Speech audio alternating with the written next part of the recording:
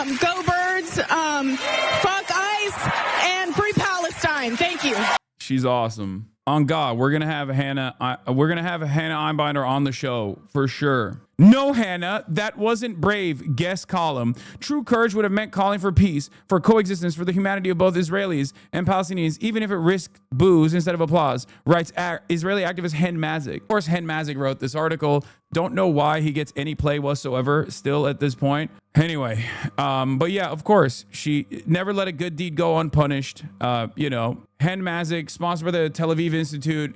Mr. I'm going to defend Israel Zionism, but I'm going to also try to do it in a way where like it's palatable to liberals. That's his entire point. That's the reason why he gets this kind of fucking coverage. What drives me crazy is privileged detached celebrities think they're being brave and stunning, but parroting the most popular slogan in Hollywood, throwing on a pin, or cosplaying a Jordanian scarf is the safest thing you can do. That's why they all do it. Yeah, definitely.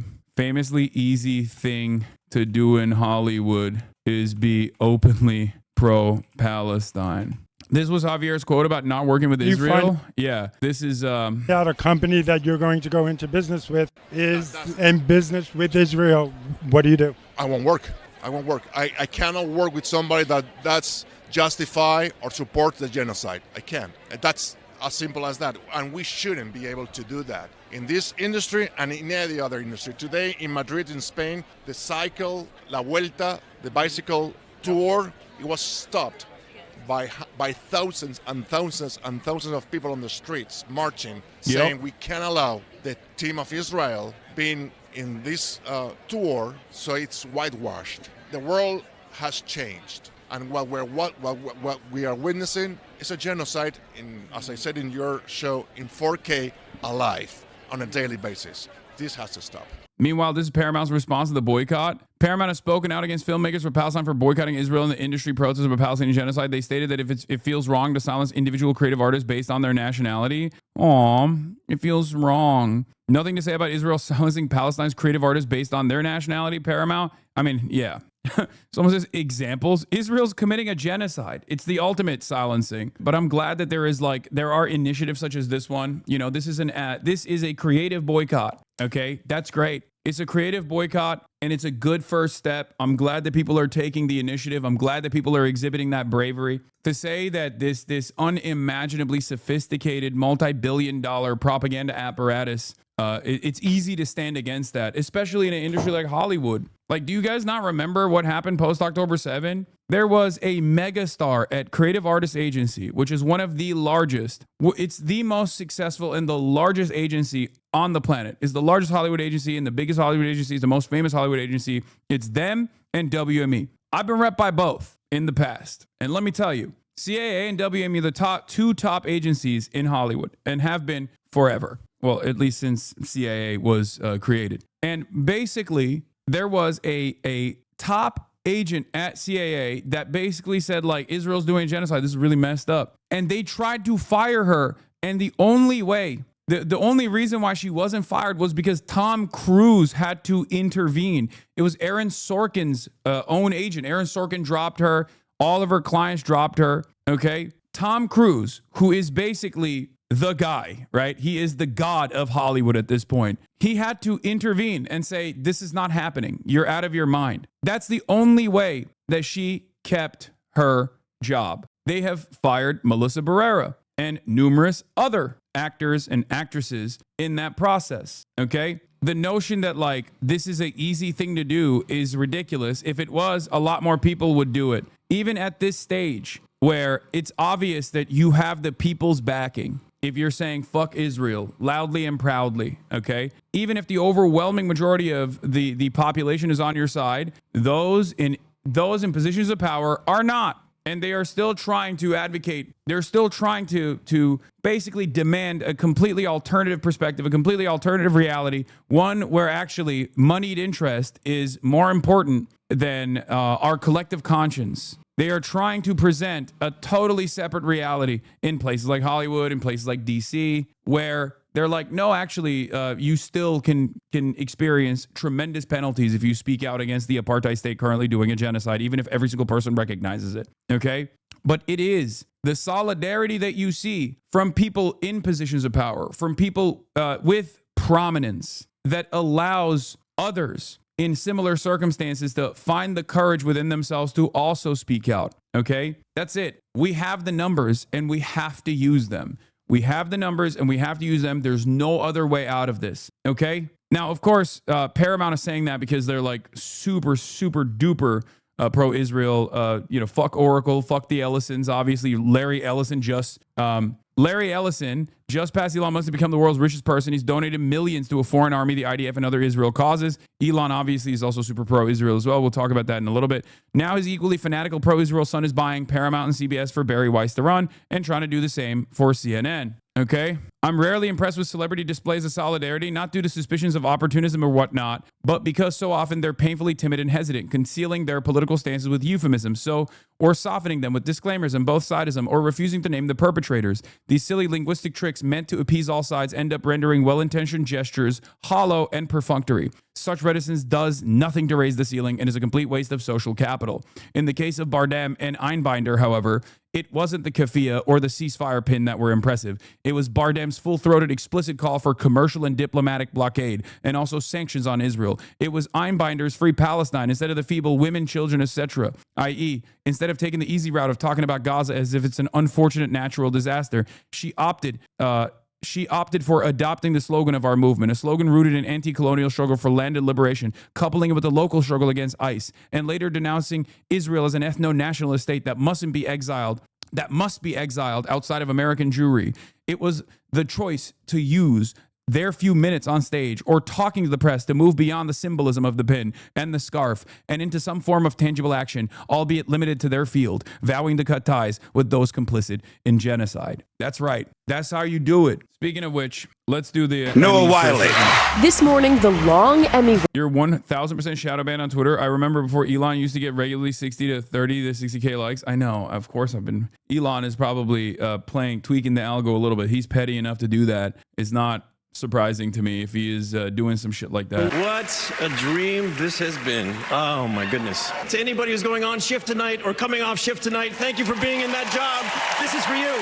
But it was the studio getting the last laugh. Seth Rogen, the studio. The team from the studio. The studio. Taking home the most wins ever with 13 Emmys, including Outstanding Comedy Series. Thank you very much. I'm legitimately embarrassed by how happy this makes me. Seth Rogen winning his first Emmy for lead actor and again for Outstanding Director. It was a night full of firsts. Tremel Tillman making history as the first black man to win for Outstanding Supporting Actor in a Drama for Severance. Do the work, show up, and most importantly, for the love of God, don't embarrass me in public. My first acting coach was tough, y'all, but all great mothers are.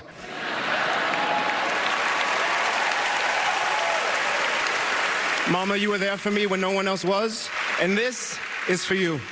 And 15-year-old Owen Cooper, who made his acting debut in adolescence, becoming the youngest male actor to win an Emmy.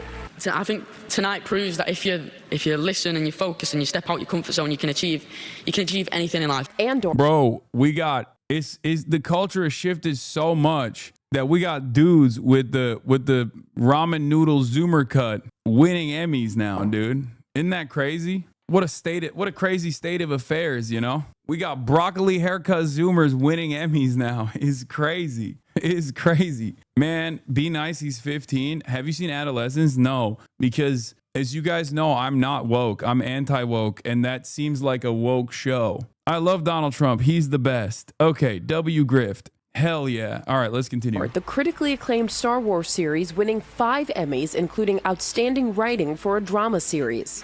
I want to thank the fans who did more than watch the show. They listened, they cared. Comedian Nate Bargatze serving as MC, taking the saying, time is money, to a new level. Sorry, every second you go over 45 seconds, we will deduct $1,000 away from the Boys and Girls Club. Charging winners if they go over their allotted time. We're under. Thank you. See, that is a lot of money for you. I'll pay the difference. Sorry. I beg everyone to watch Andor as soon as humanly possible. Andor is goated. I didn't watch Adolescence. I should have, but I heard great things about it, and now I might actually end up watching it. But Andor was peak. Severance is great. obviously. There's a lot of good art still out there. You know what I mean? I want to point out about the cultural boycott. One of the funniest PR gambits is anytime there's a cultural boycott demand for Israel, we must get mushy. We shouldn't silence artists. We need to build bridges, claptrap, despite the fact that all these studios immediately joined a cultural boycott of a country just 42 months ago. Paramount CEO details plan to suspend operations in Russia. Paramount has joined the growing media boycott of Russia, ceasing operations in the country amid Russia's invasion and the ongoing war in Ukraine. We are taking a series of steps to suspend our operations in Russia. And one thing I will tell you is this. The reality of the matter is cultural boycotts are symbolic. Oftentimes, or any sort of boycott initiative is actually symbolic. They want to stop it from even being presented as an alternative. That's why Israel is doing this whole shit. That's why CBS and all these like other places are trying to actively. That's why Zionist groups are actively trying to fight back against it, because the reality of the matter is even like the mother of all sanctions has not stopped Western franchise from still operating in Russia, just under a different name. Just like, for example, Coca-Cola in the lead up to World War II and during World War II was still very much operating in Nazi Germany. That's the reason why they created Fanta, for example, for those of you who don't know. Fanta is a creation of the boycott against Nazi Germany at the time. So the reality of the matter is you just simply cannot, at least with the current with the current mechanisms that we have at our disposal, you can't really maintain a serious boycott or a serious sanctions regime. It's just, capitalism always finds a way. Like even with Cuba, for example, one of the most successful embargoes on the planet. I mean, Cuba still has cell towers, right? And many of those cell towers are still subcontracted by American telecommunications companies. Like that's just how it is. It's virtually impossible to get in the way of unlimited global capital. And sometimes it's not the worst thing, right? Venezuela has Western oil and gas giants that they work with. But so BDS is pointless? No, it is not pointless, because that creates an environment of pressure. It expands the permission structure to criticize, and it creates a broad awareness initiative as well. Okay. And in certain instances, it does actually offer some kind of financial penalty too. So that's a good thing, because it makes companies reconsider their allegiances. But just understand that while capital always finds a way, it's still good to push for these sorts of boycotts. And you can probably figure out why it's good to push these boycotts. If it wasn't so good to push these sorts of boycotts and divestment initiatives and sanctions initiatives, Israel wouldn't have made it fucking illegal in 38 states in the United States of America, obviously. Duh. Anyway, every major American media company, Adam Johnson reports, and cultural institutions silenced individual creative artists based on their nationality just 3.5 years ago, and basically no one noticed or cared. This is literally something that just happened, and it was normal and fine, and everyone understood why it happened.